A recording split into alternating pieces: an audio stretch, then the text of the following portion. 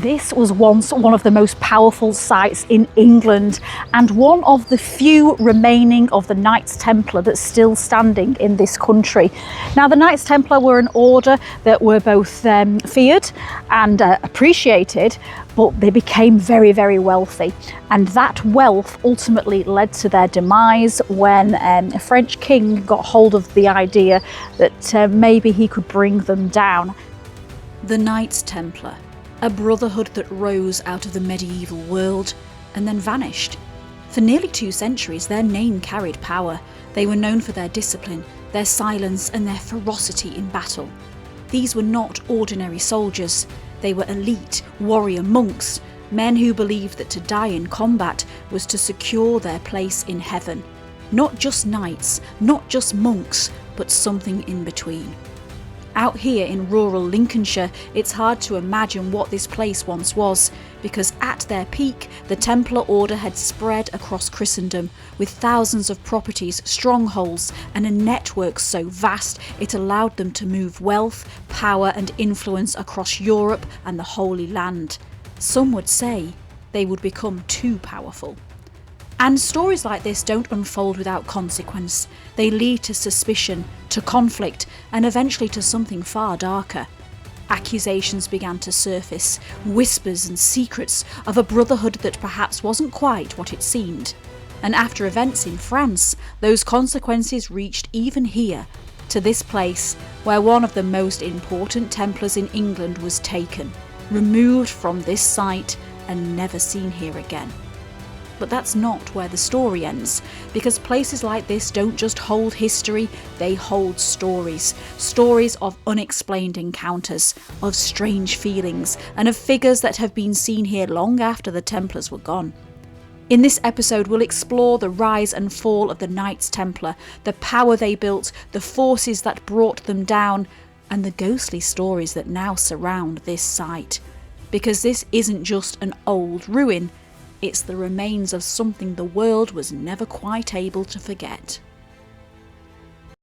Before we kick straight off with this episode, I just want to point out for anybody that follows along on the social media or on the community tab page on YouTube, this is the video.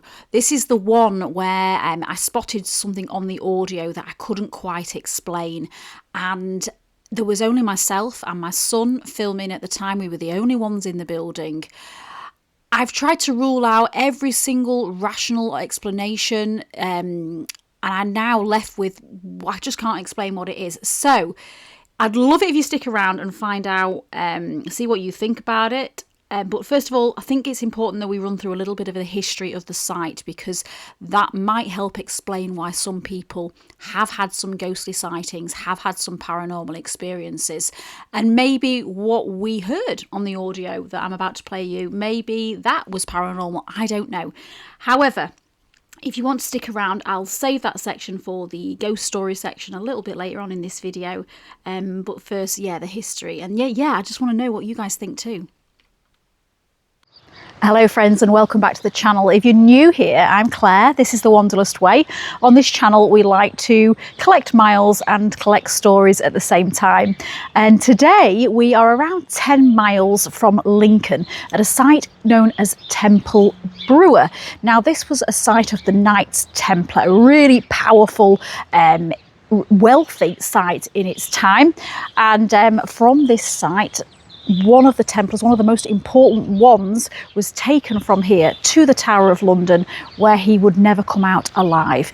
So there's lots of stories to share with you today. But first off, let me say a massive thank you to everybody that supports this channel by liking, commenting, subscribing, sharing, becoming members, sending super thanks. Honestly, everything that you guys do is really helping this little small corner of the internet to grow, and it's helping me to fund future adventures and share stories that I find with you along the way. Okay, so if you're ready to dive into a story of the Knights Templar, that's enough waffle, let's wander.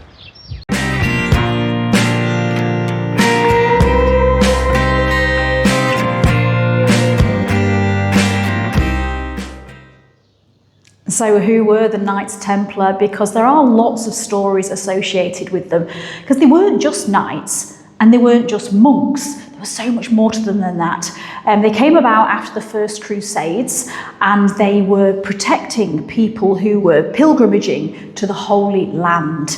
Their stories are full of conspiracy, tragedy, and power as well. And it's one of those stories that actually ends very, very sadly. To understand what happened here, we need to go back to where it all began. The Knights Templar emerged in the aftermath of the First Crusade, a brutal conflict that left new Christian states carved into the lands of Palestine and Syria, but dangerously under-defended. Pilgrims were still travelling thousands of miles to reach the holy sites in Jerusalem, and many of them never made it home. So, in the early 12th century, a small group of knights came together with a single purpose: to protect those travellers, not for wealth, not for power, but as an act of devotion. They became known as the Poor Fellow Soldiers of Christ and the Temple of Solomon, what we now call the Knights Templar. Now, when you first arrive, before you go through to the actual building, there is a bit of a sign opposite some spaces for the cars. It says, "Welcome to Temple Bruer, the Knights Templar." The Knights Templar were an order of military monks established in 1118 at the time of the Crusades. Their role was to guard the shrines of the Holy Land and to protect pilgrims against attack. They were given land for their headquarters on the supposed site of the Temple of Solomon in Jerusalem, from which they took their name. They raised funds to support their work through a Europe-wide network of preceptories, which were religious houses from which they administered their estates. From very poor beginnings, they quickly attracted widespread support and became immensely wealthy and powerful. And from the very beginning, they were something different. These men took the vows of monks, poverty, chastity, obedience, but lived the lives of warriors. They prayed together, ate in silence, followed a strict code of conduct known as the Latin Rule, and then, when called upon, they went to war. On the battlefield they were formidable, highly trained, heavily armed, and bound by a discipline that most soldiers could never match. Their white mantles, marked with that now iconic red cross, became a symbol not just of faith, but of martyrdom. Because to a Templar, death in battle wasn't feared, it was a certainty of salvation. They were expected to hold their ground at all costs, to never surrender unless all hope was gone, and even then, only after every standard had fallen. It was that uncompromising mindset that made them one of the most feared fighting forces of the medieval world. But not all Templars were knights. In fact, the men who rode into battle made up only a small part of the order. Beneath them were the sergeants, skilled men from non-noble backgrounds who fought alongside them, managed supplies and kept the operation moving. And then there were the chaplains, ordained priests responsible for the spiritual life of the order. Together they formed a brotherhood that was as much a religious institution as it was a military force.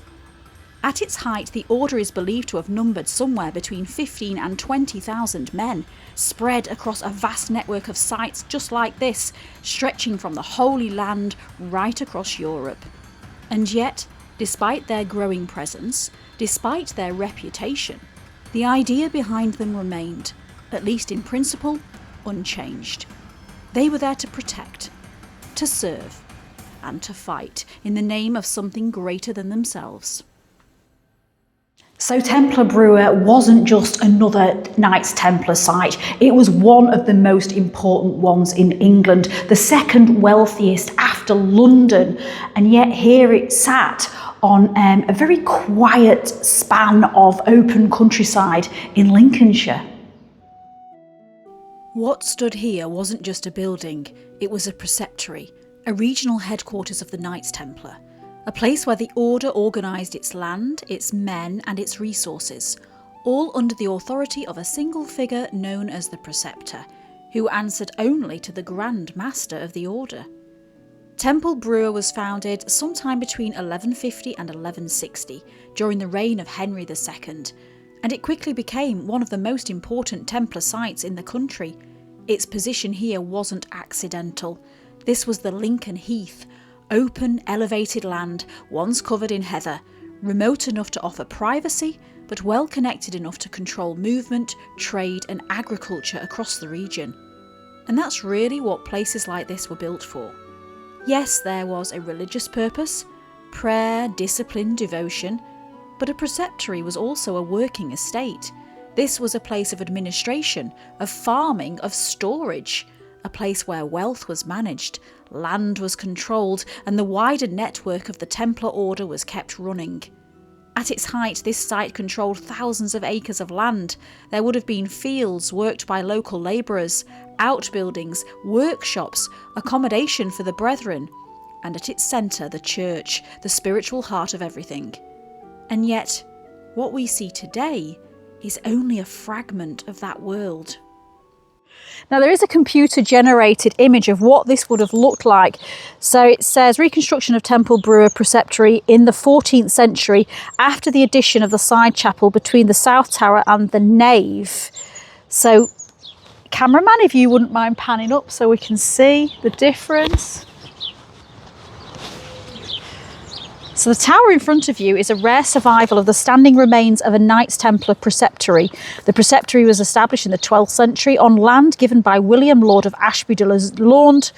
The tower is believed to be one of a pair that once flanked the chancel at the east end of the preceptory church. The earliest parts of the church were built around 1160, with the surviving tower dating from about 1200. As with other monastic houses, the preceptory would have been made up of a complex of buildings as well as the church. Domestic buildings were located in the vicinity of the present farmhouse, which still has a medieval core, and other buildings and structures were located to the west of the existing farm. Burials have been found to the west and the north of the church. Peasants helped to farm the preceptory's 4,000 acres of land. The remains of their village lie under ploughed fields to the southeast. More information about the preceptory can be found inside the tower. When you start to piece it together, you begin to see how much of it might have changed. There are still buildings here now, homes, traces of more modern life, but beyond them, the Lincolnshire land opens out again. Fields, quiet roads, the kind of stillness that makes it easy to forget what once stood here. Where there's silence, there would have been movement, voices, the rhythm of daily life, knights arriving and leaving, messengers passing through, workers tending the land, and prayers echoing from within the church walls. The tower that still stands today was once only part of a much larger structure, one of the two towers that flanked the chancel of a circular church, a design inspired by the Church of the Holy Sepulchre in Jerusalem, one of the most sacred sites in Christianity. Even the smallest details tell a story. In 1306, the Templars here were granted permission to crenellate their gate, to fortify it, not just a religious house anymore, but something that needed defending. And that tells you everything you need to know about what this place had become. Over time, that world would begin to slip away. Buildings lost, land repurposed, the life that once filled this place gradually fading into something quieter, until eventually, what remained was this. So as you first approach, there is a sign on the door, and it says this is a 13th century tower which formed part of the church of a house of the Order of Knights Templars, and later of the Order of Knights Hospitallers. After the dissolution of the monasteries in 1541, the church gradually became a ruin until only this tower remained. The tower was restored in 1961 by the Kesteven County Council with the help of the Ministry of Works and the owner J.E. Mountain, Esquire, and was taken into the guardianship of the County Council in 1962 under the Ancient Monuments Act 1913 to 1953. So what's remarkable about this, if it wasn't for people like J.E. Mountain, for example, Esquire, buildings like this wouldn't be here. And this is one of the few remaining Templar ruins left in England, I believe.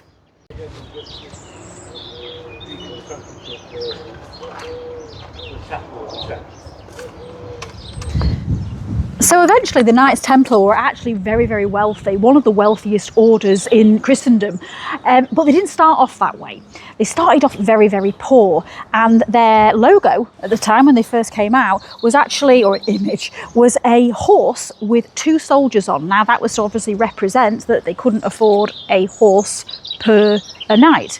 So yeah, that's an interesting one. But they did eventually, of course, become very, very wealthy, and of course there's a story behind how they did that.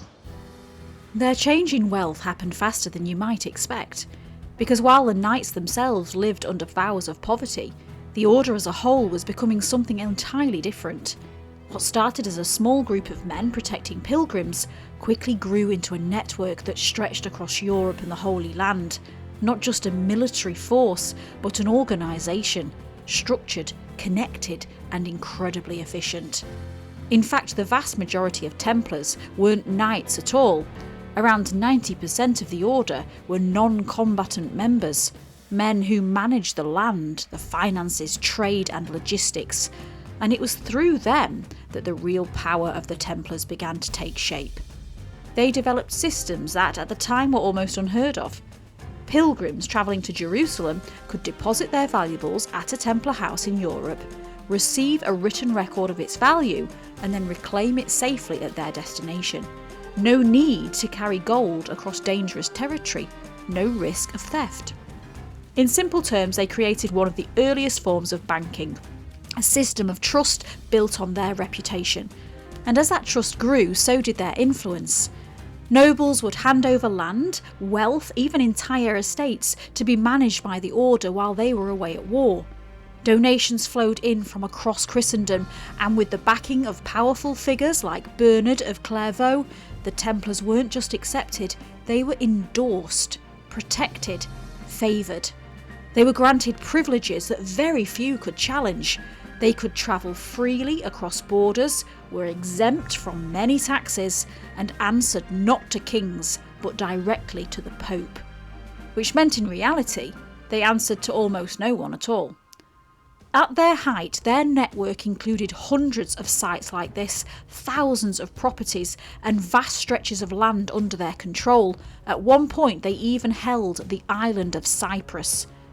And here at Temple Bruer, you were standing in one of the wealthiest Templar sites in England, a place where land was managed, resources were controlled, and the wider machine of the order quietly continued to turn. But power like this rarely goes unnoticed, and it almost never goes unchallenged. By the early 14th century, the Knights Templar weren't just respected, they were powerful. Powerful enough to attract attention from the highest levels of society. They weren't only fighting wars, they were managing wealth, handling assets for nobles, safeguarding money, moving it across vast distances through a network that stretched right across Europe. And that meant they weren't just trusted by ordinary pilgrims, they were also trusted by powerful people. And trust like that can quickly become something else, because not all of that attention was friendly. Across Europe, tensions were beginning to build, questions being asked, suspicions started to form, and at the centre of it all were men who held enormous influence and vast amounts of wealth. It's easy to stand out here in the open air and think of this place as distant from it all, but what was happening wasn't far away, and it wouldn't take long before it reached places like this. So there is a sign as you first come in, so I'll read a little bit of this to you. It says, "The surviving tower is only a small part of the original Templar church. Archaeological excavations identified the buried remains of a second square building to the north of the surviving tower. This is believed to have been a second tower. The 2 towers flanked a presbytery, the chancel, with a crypt below, and a circular aisle nave lay to the west of that beneath the present car park. This plan, based on excavations that took place in 1908, shows the alterations and additions made to the church over time, the latest of which was a south chapel added between the surviving tower and the nave in the 14th century. The chapel's roof scarves can be seen on the outside west wall of the tower." Stepping inside, the atmosphere changes almost instantly. Even on this warm spring day, it's noticeably colder in here. The air feels still, the kind of cold that clings to the stone around you. The only real light comes from the windows high above, and it falls in quietly, never quite reaching every corner. There's a sense straight away that you've stepped into something very old. The walls are marked with scratches, carvings, names, symbols, fragments of people who have passed through here long before us. In places the stone has worn away, but the evidence is still there. Lives, moments, left behind. And then in the corner there's something else. A stone effigy slab carved in the form of a knight. It's believed to have been uncovered in the 1940s during work near the site of the original church nave, a reminder that parts of this place have been buried for centuries, hidden beneath the ground, only to be found again much later. And it makes you wonder, what else might still be out there? Today this site is protected as a scheduled monument, but it's clear that long before that it had already become a place that drew people in. The curious, the historians, those looking for something more. Because there have always been stories attached to places like this. Whispers of things uncovered, of discoveries made in the earth that don't always make it into the guidebooks. We'll come back to that shortly, but first we need to understand what happens when something this powerful begins to fall. The story of the Knights Templar does actually take quite a sad turn of events, and it happens there's lots of things that happen, but it leads up to Friday the 13th, 1307, to something that's going to happen in Paris, or happened in Paris, and the events that happen there then end up spiralling and eventually make their way here in rural Lincolnshire. What happened next was a collapse. By the early 14th century, the Knights Templar had lost much of their purpose in the Holy Land, but not their wealth and not their influence, and crucially, they did not answer to kings. They answered only to the Pope, which meant that in France they existed as a powerful force beyond the control of the crown. And for Philip IV of France, that was a problem. Philip was heavily in debt, and some of that debt was owed to the Templars themselves. And then, on Friday the 13th of October 1307, he acted. Across France, in coordinated dawn raids, Templars were arrested without warning, taken from their beds before they even had chance to respond. The accusations were severe. Hearsay, blasphemy, idolatry, denying Christ, spitting on the cross, secret rituals, indecent acts, including practices described at the time as homosexuality. Over 100 charges in total, and under pressure confessions did come, but not freely. In France the trials were brutal, torture was used, and once those confessions existed, the reputation of the order began to collapse. Pope Clement V did not initially support what was happening. The Templars were under his authority, not the king's. But Philip's pressure was relentless, and in November 1307, the Pope ordered the Templars across Europe to be arrested and investigated. By 1312 the order was dissolved, and for some there was no escape. The Grand Master, Jacques de Molay, withdrew his confession and declared his innocence. But he was condemned. In 1314 in Paris he was burned alive, and as the flames rose licking at his legs, he did not go quietly. Some say he cursed them, some say he called on God to judge them, and some say he promised that within a year and a day both the king and the Pope would be dead. And then people began to watch, because within weeks Pope Clement V was gone, and before the year was out, Philip himself had died. Coincidence perhaps? But it was only the beginning, because long after the Templars had fallen, the story refused to die. There's a legend that during the execution of Louis XVI, a voice in the crowd cried out, "Jacques de Molay, you are avenged." Some even say a cloth was dipped into the king's blood as if to seal it. Whether that truly happened or not, it shows just how far this story travelled and how long it lingered, because what began in France didn't end there. Now, bringing the story back to Lincolnshire, they came for them here too, including one of the most important Templar in England. He was taken, it is said, from this site as well. Now, the king at the time was Edward II. At first, he was opposed to what was going on in France. He didn't believe that the Templars had done these horrific things. However, he was in a little bit of a sticky situation because he was actually engaged to be married to the French king's daughter. So yeah, that probably wavered his decisions on what he was going to do with it. But the ultimate thing is that they were taken from this site. They were held somewhere in Lincoln until they were eventually taken to the Tower of London. And here at Temple Bruer, that story became real. Because when the orders came through in the early 1308s, they didn't just target France, they reached here. Edward II had initially been sceptical of the accusations. The Templars had a strong reputation in England, and there was little reason at first to believe the claims coming out of France. But pressure from both the French crown and the Pope left him with little choice. And so, in January 1308, the arrests began. At Temple Bruer, the Sheriff of Lincolnshire, John de Cormel, arrived with armed support, and the Templars here were taken into custody. Among them was one of the most important figures in England in this world. It was William de la Mor. He was the preceptor of Temple Bruer and effectively the head of the order in England. A man who would have overseen everything here, the land, the wealth, the men, all of it. And from this place in Lincolnshire he was taken. Now at first they were held locally in Lincoln before being moved to the Tower of London later on that year. And there they waited. The trials didn't begin immediately. Months passed, then years. Conditions were harsh. Many of the men were already old, and some never made it out. In England, the process was slower than in France, but eventually even here pressure mounted. By 1311, confessions were being made, not all willingly.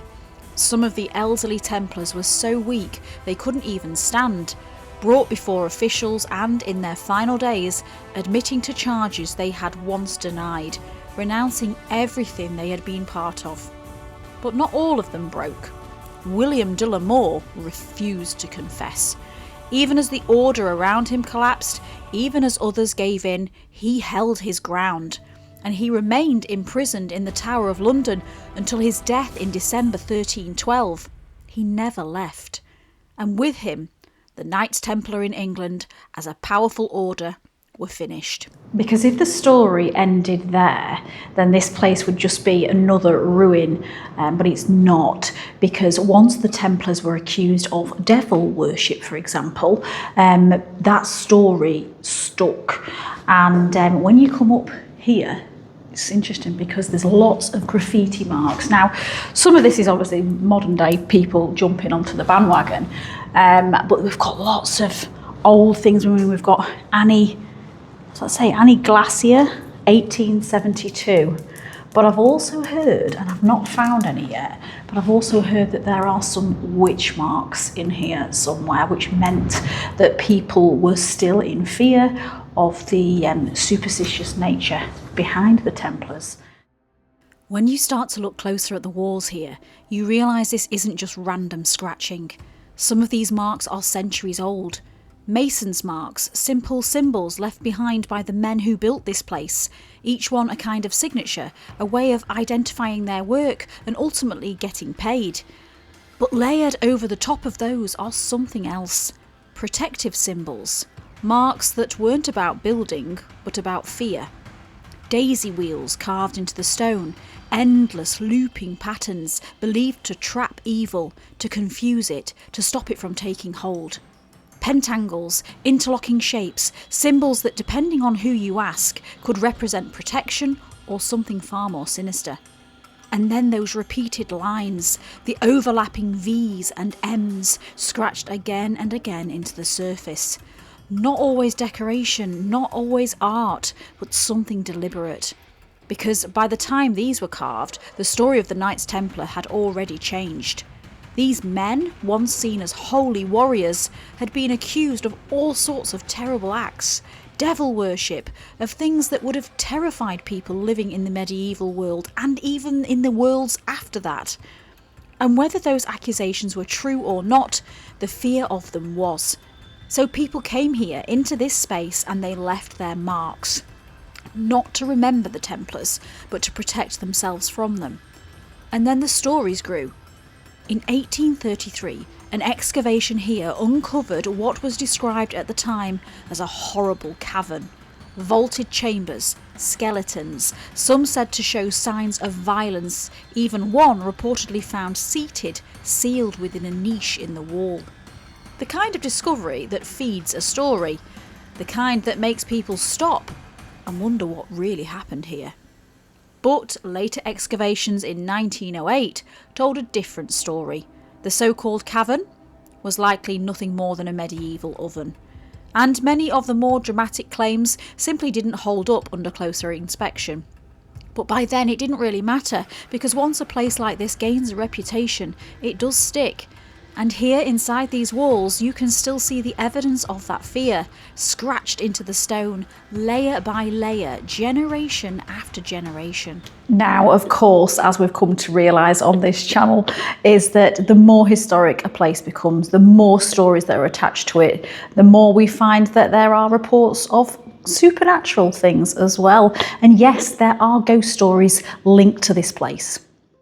I mentioned at the beginning that I recorded something very strange here that I haven't been able to explain yet, so I'm about to share that with you. Now, let me just recap for context. In this clip, I'm descending down the stone spiral staircase. There is just me on the staircase. I'm getting some footage for this video. I've got my microphone clipped to my cardigan at my lapel, and I didn't notice this sound at the time of the recording. Now, I will apologise in advance. This is a bit of a disclaimer. I've got my teenage son with me. He's already downstairs on the lower level, and you will hear him first because he starts burping.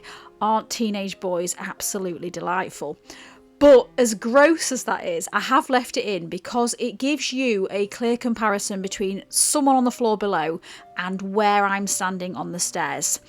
So what you're listening for, I'm sure there's probably a very rational explanation for it. I haven't found one yet.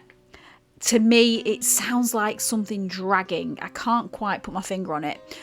But this is where you guys come in. So before I tell you the rest of the ghost stories, please have a listen to this. Let me know what you think.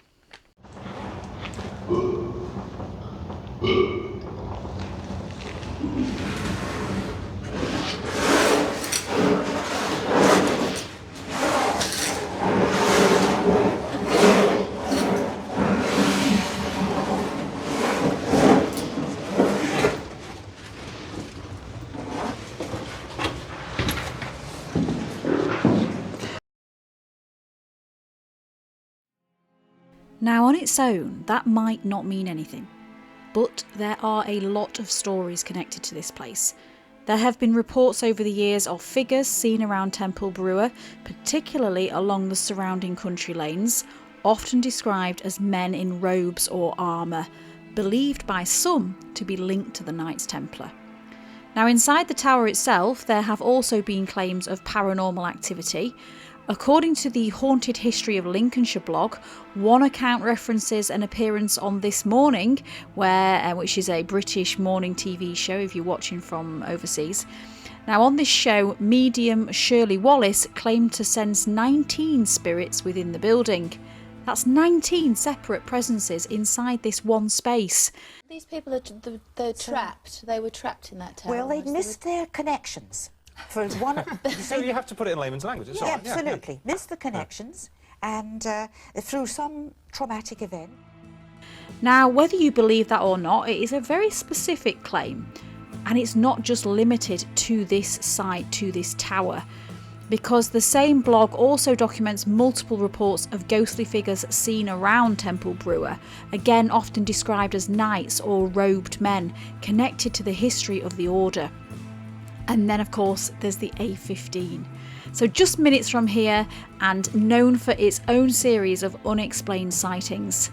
If you remember back in 1998, there was a case that was featured again on This Morning. It was the same case, and it was referred to as the Ruskington case. Now, this involved drivers reporting a figure appearing in the road, causing them to swerve, believing they were about to hit someone, only for there to be nobody there. What actually happened, because that, I should have said, the temple is only, not the temple, the church tower is only, what, about 500 yards from the spot on the A15, where the Ruskington turnoff.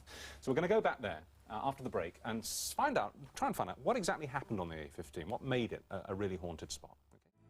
Following that broadcast, further viewers came forward describing similar experiences along that same stretch.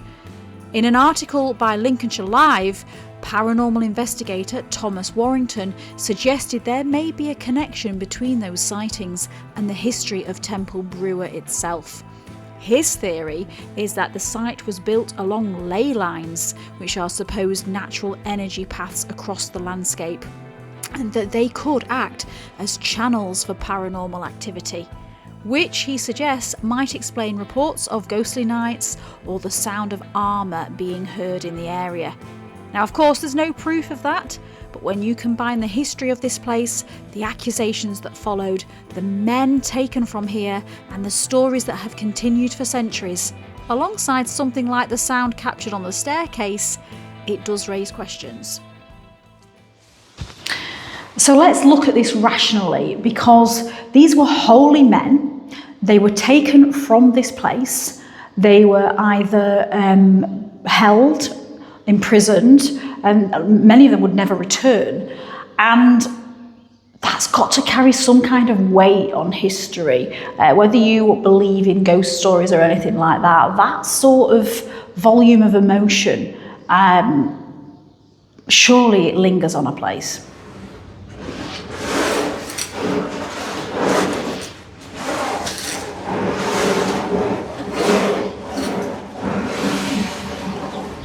Now, of course, I couldn't make a video about the Knights Templar without touching on some of those conspiracy theories and the stories that are still surrounding them, even after all these years.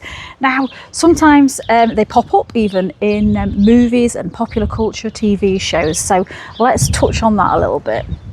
And this is where history starts to blur, because the Knights Templar didn't just disappear. They became a mystery. Their downfall was so sudden, so complete, that it left gaps, and those gaps have been filled ever since. Some believe the Templars discovered something in Jerusalem beneath the Temple Mount, not just treasure, but knowledge. Relics like the Holy Grail, or documents said to challenge everything people thought they knew. Ideas that have since shaped stories like the Da Vinci Code, where the Templars are no longer soldiers, but guardians of secrets. Others focus on what they left behind, because an order this wealthy, this powerful, this far-reaching, surely it doesn't simply vanish without a trace. So when the arrests began in 1307 and the order collapsed, the question still lingers: where did it all go? There are theories that treasure was moved before the raids, taken beyond reach, hidden across Europe and never recovered. Then there's the belief that the order itself didn't end, it just changed. That some Templars escaped and what remained was absorbed into later secret societies. The Freemasons are often linked to that idea, with claims that elements of Templar ritual and symbolism were carried forward in secret. A connection widely debated, but never fully proven. And of course, there were the accusations. Stories that the Templars had turned away from the church, that they were involved in strange rituals, even the worship of something known as the Baphomet, a name now often linked to the occult and to ideas of hidden or forbidden knowledge. Most historians believe those claims were forced and shaped under pressure. But like these sort of things, once they exist, they become part of the narrative, and they're never really far from it. Even the end of the order still echoes. As we heard earlier, the words of Jacques de la Molay as he stood in the flames and he called out, "God knows who is wrong and has sinned. Soon a calamity will occur to those who have condemned us to death." And of course, within the year, both the king and the pope were dead. Now, whether that's coincidence or something more, That again became part of the legend that followed them. But beyond the legend, let's look at the reality. Across Europe, the remaining Templars were arrested and investigated, and yet very few were ever truly convicted. Many were absorbed into other orders, and others were allowed to live out their lives quietly, their lands, their wealth transferred by decree to the Knights Hospitaller, though not everywhere and not without complication. And over time, even the Church has acknowledged the injustice, that the persecution of the Templars was wrong, that there was nothing heretical about the order itself, and that Pope Clement V was acting under pressure, shaped by the power of Philip IV of France. Which leaves the story in a rather strange place, because what began as certainty ended in doubt, and what should have been the end of the Knights Templar became something else entirely, a story that refuses to settle, one that still lingers in places like this, in the walls, on the marks, in the stories people tell, in the imagination, and maybe in moments that are just a little harder to explain. So that's it. Thank you to everybody for joining us. I hope you've enjoyed the video. Do let me know in the comments if you've got any Knights Templar stories to share with us. Now, if you do want to come and visit this place, if you haven't done already, like I said before, it's about 10 miles from Lincoln. There is a very small car park. When we came, be careful with your sat nav, because when we ended up down like a bit of a farm road. It's a little bit bumpy, but we are sort of in the middle of nowhere here, really. However, there are some buildings around that obviously look like residential properties, so I probably have to just be a little bit mindful of that. And yeah, so thank you to everybody for watching. It's completely free to come if you want to come, and I believe it's open during daylight hours. Okay, so until next time, stay safe, stay curious, and I'll see you on the next episode.